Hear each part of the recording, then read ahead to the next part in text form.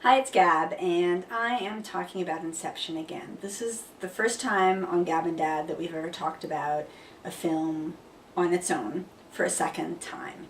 And I thought that Inception bared the necessity of a revisit.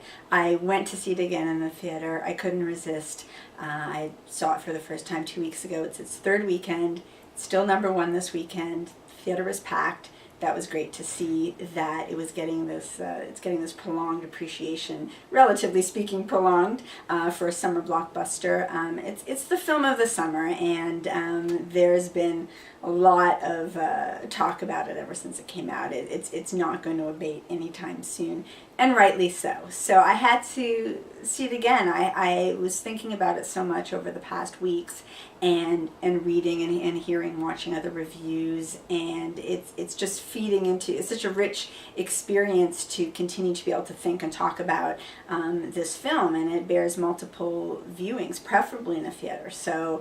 Didn't see Dinner for Schmucks. I still haven't seen Toy Story 3. I mean, there's other films I could and maybe should be spending time and money on, but I just couldn't resist. This is the one I had to go back to. So I thought I would just share a few more thoughts. I was curious about how I would feel with a second viewing, and you might be wondering the same for yourselves, not necessarily caring what I thought, but wondering what you would think if and when you see it again. So, I mean, my thoughts being that it was still a very rich and fulfilling experience in a slightly different way. The first time you're overwhelmed, you're trying just to keep up and understand and appreciate everything that's going on, the multiple facets of the effects, the performances, of course, the story, the script, let alone the philosophies and the unanswered questions and various interpretations. And that's what fuels your thoughts in between a first and second viewing.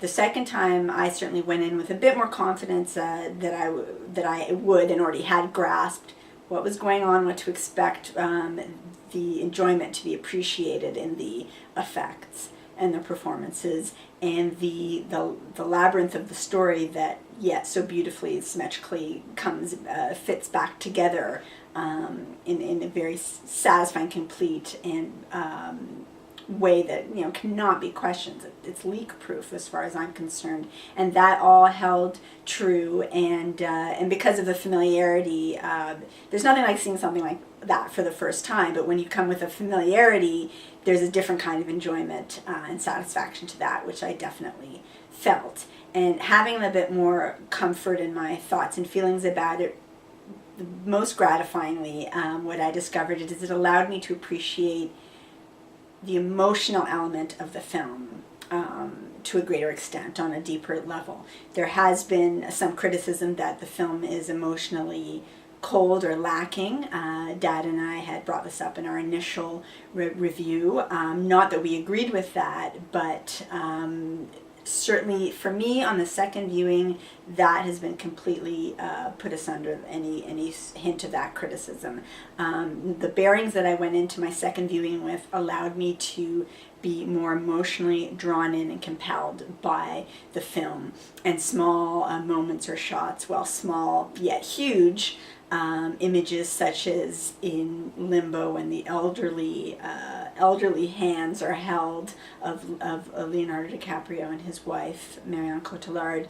Obviously, old people's hands, an old couple walking hand in hand because they've grown old together in that limbo state. This is a spoiler, obviously, by the way. I don't think it's necessary to say that, because hopefully if you're watching this, you've seen the movie, so sorry about that.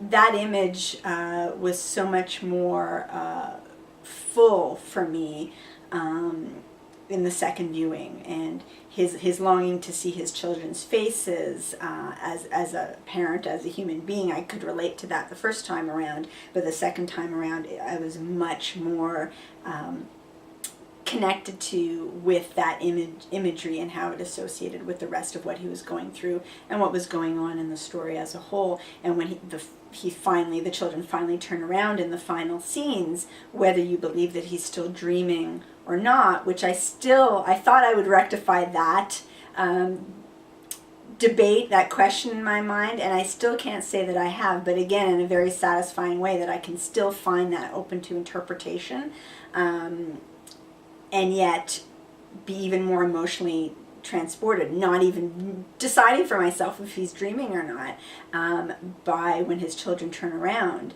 And at the end, if the top is going to stop spinning or not, I had even more of a gripping feeling at the end than I did the first time, because I was allowed to be brought to that point in the second viewing where I could be completely absorbed and taken away by this movie, even more than the first time, when I was just so bowled over that I myself was in a limbo of, not being able to almost entirely give way to everything, because I was trying to figure it out, so to speak. So I don't know if I'm making sense, but all this is to say that a second viewing will not disappoint and will bring you other further levels of appreciation for this film that has so many things to appreciate about it. So assuming you've seen it, I encourage you to go again in the theaters if you have the time and the finances. This film will be a gift on DVD, obviously, because once it's in one's library, we can pull it out anytime we want and need to. But I think that shortly after the first viewing, if you can see it again, I encourage that, because it'll just open it up further, like a flower blooming for you in this gift of a film. If you haven't seen it, well, my God, why haven't you seen it? You have to go see it. It's the film of the summer, one of the films, if not the film of the year. And people are saying of the decade, but the decade's just started, so I won't get into that yet. But I had to talk about Inception a little bit more, so thanks for bearing with me. And thank you, as usual, for watching Gab'n'dad. Speaking of the line between dream and reality, Gab'n'dad is on the brink of 1,000 subscribers. We're very pleased and excited about that, and want to take another opportunity to thank all of our supporters. We love doing it, and so we'll keep doing it. More DVD giveaways. We're going to introduce a modest rating system, I think. Some people have been asking about that. Maybe another Q&A. It's just a dream come true. What can I say? So thanks to everybody, and we hope you're having a great summer.